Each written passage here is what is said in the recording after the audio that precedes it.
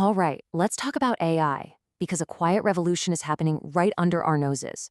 It's not one single event, but actually a series of clues, all pointing to the idea that the rulebook for building AI is being completely rewritten. We're going to look at 3 recent developments that show the whole game is changing. Let's dive in.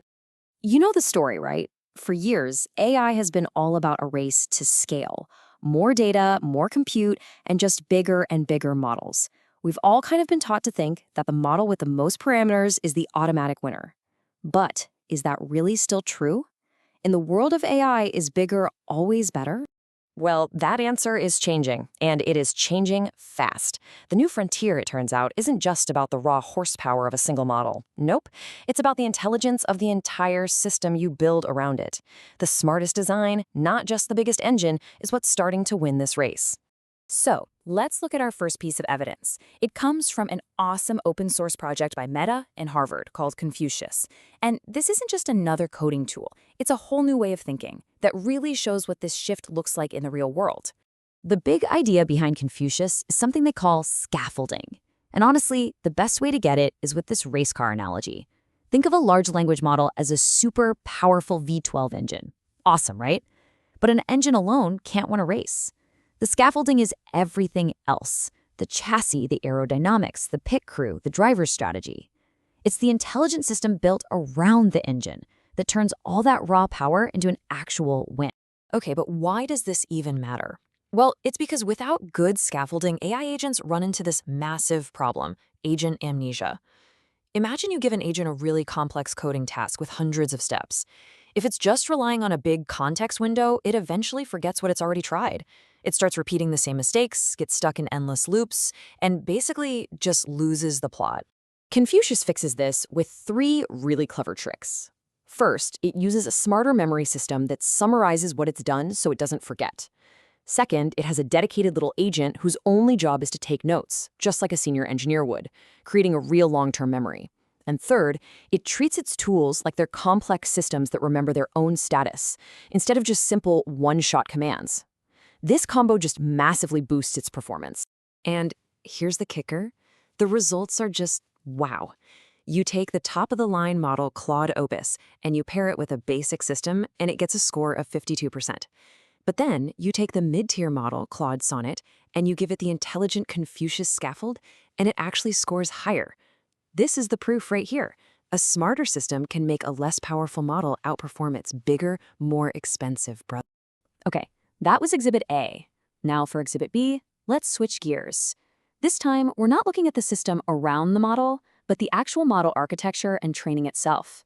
I want you to meet Falcon H1R-7B, a small model that thinks big. Just look at that number: 7 billion. I mean, in today's world of trillion-parameter giants, a 7 billion parameter model is practically pocket-sized, right? It's the kind of thing you'd expect to run locally for some simple tasks. But, well, Falcon is here to completely shatter that expectation.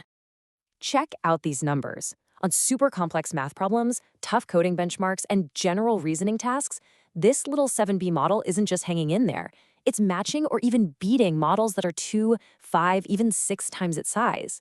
It's like David taking on multiple Goliaths at once, and it's doing it all through smarter design. So what's the secret sauce here? Well, it boils down to 3 really smart design choices. It uses a hybrid architecture, taking the best parts of different approaches to be way more efficient. It has a ginormous context window, so it can reason over huge amounts of info. And its training process is super strict. It uses a learning method that only rewards the model for answers that are verifiably correct, not for just sounding like it knows what it's talking about. The big takeaway here is that just throwing more parameters at a problem, brute force, isn't the only way to win anymore. The old advantage of just being bigger is shrinking when a smaller model comes along with a smarter architecture and a better training regimen. Intelligent design is closing the gap. Now for our third and final piece of evidence. And this one's a little different. It's less of a big announcement and more of a quiet, mysterious clue. It comes from the AI company DeepSeek, and it gives us a hint about the strategy behind this whole new era. So a little while back, something weird happened. No fanfare, no blog post, nothing. The research paper for one of their top AI models just changed. And it didn't just get a few edits. It jumped from 22 pages to a whopping 86 pages. They just quietly put something really significant out there for the world to see. So what was in those extra 60-plus pages?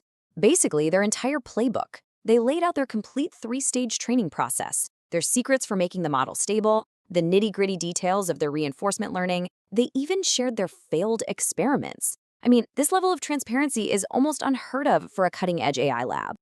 Which, of course, brings us to the billion-dollar question. Why on earth would a company at the absolute peak of AI suddenly decide to publish all the secrets to its prize-winning model?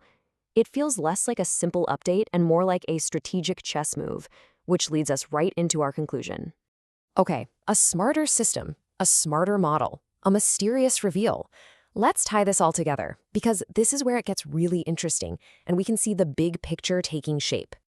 You see, Confucius, Falcon, and DeepSeek, these are not just three random cool things that happened in AI.